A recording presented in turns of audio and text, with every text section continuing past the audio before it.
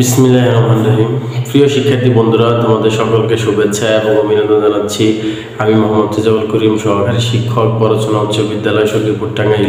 প্রিয় বন্ধুরা, আজকে আমি তোমাদের নবম দশম শ্রেণীর পদার্থবিজ্ঞান বিষয়ের প্রথম অধ্যায় অর্থাৎ ভৌত রাশি এবং তাদের পরিমাপ এই অধ্যায়ের গাণিতিক সমস্যাগুলি নিয়ে আলোচনা করব, অর্থাৎ একটি সৃজনশীল প্রশ্ন নিয়ে আলোচনা করব।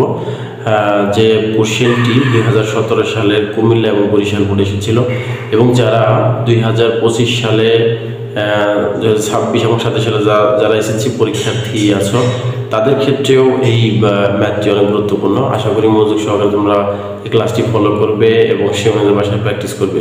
তো বন্ধুরা, চলো আমরা পাঠে মনোযোগী হই। দেখো, সৃজনশীল প্রশ্নের সমাধান অর্থাৎ স্লাইড ক্যালিপার্সের ভার্নিয়ার ধ্রুবক 0.01 সেন্টিমিটার স্লাইড ক্যালিপার্স দিয়ে একটি গোলকের ব্যাস পরিমাপ করা হলো, যার মূল স্কেল পার্ট 12.2 সেন্টিমিটার এবং ভার্নিয়ার সমপতন 5। যন্ত্রটি যান্ত্রিক ত্রুটি নেই। গোলকের ভর 1 কেজি। উক্ত গোলকের ব্যাসার্ধ নির্ণয় করো এবং উক্ত গোলকটি পানিতে ভাসবে না ডুববে গাণিতিকভাবে বিশ্লেষণ করো। তাহলে আমরা গ নাম্বার যে কোশ্চেনটা এটি সমাধান করব, গোলকের ব্যাসার্ধ নির্ণয় করব। আর আমরা লিখব এখানে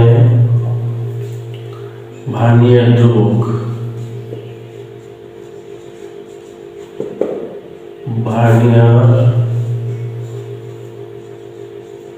ভার্নিয়ার ধ্রুবক ভিসি, ভার্নিয়ার কনস্ট্যান্ট 0.01 সেন্টিমিটার। মূল স্কেল পার্ট দেয়া আছে, মূল স্কেল পার্টকে এম দ্বারা প্রকাশ করা হয়। মূল স্কেল পার্ট হচ্ছে 12.2 সেন্টিমিটার। এরপর ভার্নিয়ার সমপতন,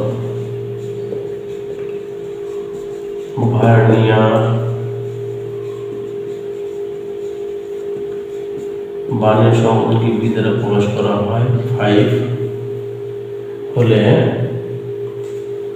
গোলকের ব্যাসার্ধ,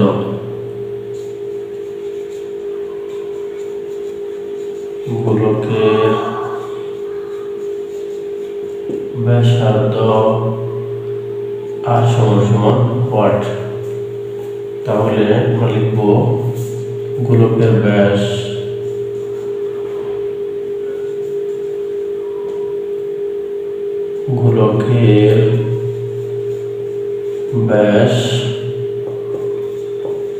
ডি হলে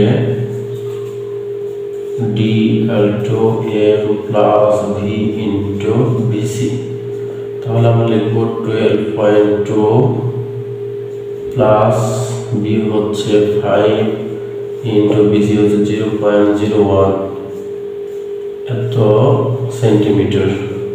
তাহলে আমরা লিখব হচ্ছে 12.25 এত সেন্টিমিটার।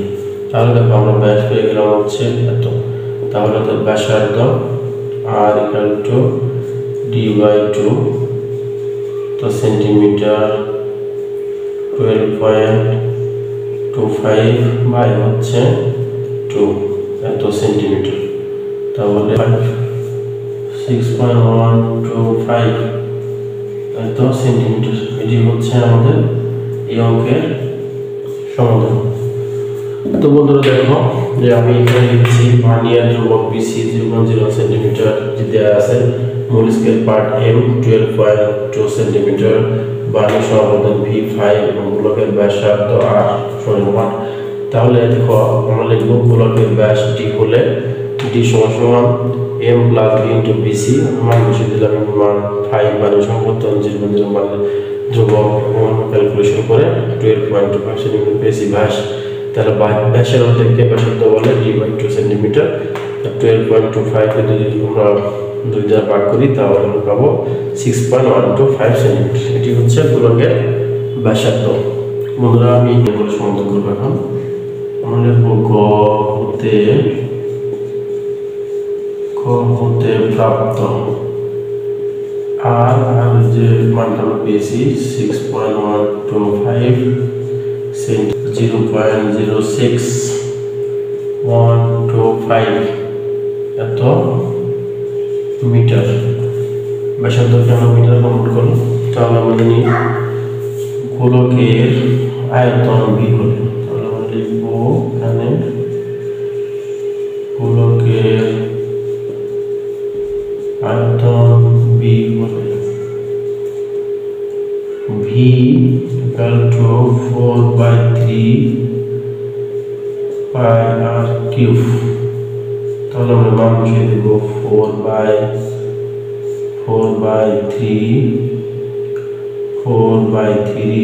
into 3.1416 into 0.06125 এত মিটার কিউব। তাহলে যদি আমরা তা হচ্ছে 9.625 into 10⁻⁴ মিটার কিউব। তো এই গোলকের আয়তন আমরা বি এই মানটি পেয়ে গেলাম। তাহলে দেখো যেহেতু গোলকের ভর কত 1 কেজি, তাহলে আমরা জানি ঘনত্ব ইকুয়াল টু ভর বাই আয়তন। we know ঘনত্ব অর্থাৎ গোলকের যে ঘনত্ব ইকুয়াল টু ভর বাই আয়তন। তাহলে দেখো যেহেতু গোলকের ভর 1 কেজি, তাহলে আমরা লিখব 1 এত কেজি। যেহেতু ঘনত্ব একক কেজি মিটার কিউব, পাশে লিখে দেব এটা। তাহলে 1 আর হবে 9.625 into 10⁻⁴। তাহলে এটাকে আমরা লিখব কেজি পার মিটার কিউব। এটাকে আমরা লিখতে পারবো, তা হচ্ছে 1038.96 এত কেজি পার মিটার কিউব। তাহলে দেখো ঘনত্ব একটু এত। পানির ঘনত্ব যেহেতু পানিতে ডুবানো হয়েছিল, তাহলে আমরা লিখব পানির ঘনত্ব।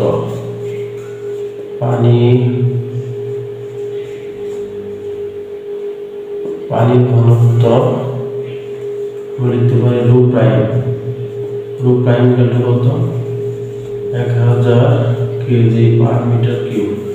তাহলে দেখো পানিতে যেহেতু ডুবানো হয়েছিল, পানি ঘনত্ব 1000 কেজি পার মিটার কিউব, এবং আমরা গোলকের যে ঘনত্ব পেয়েছি তা হচ্ছে এত। তাহলে অর্থাৎ রো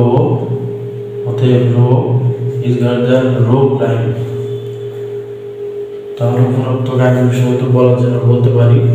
তাহলে একটু মুছে নিচ্ছি, এখানে একটু মুছে নিচ্ছি। তাহলে লিখতে পারি গোলকটি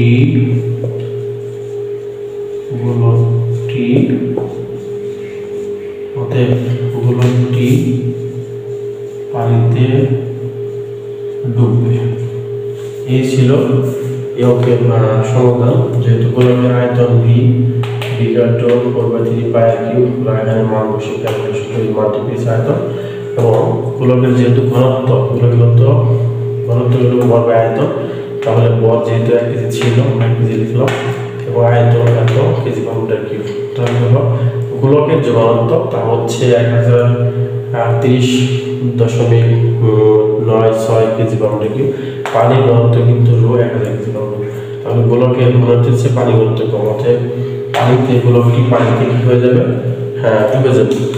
বন্ধুরা, আজকে এই পর্যন্ত। আগামী পর্বের দেখার আমন্ত্রণ জানিয়ে আজকের মতো বিদায় নিচ্ছি। সকলকে ধন্যবাদ।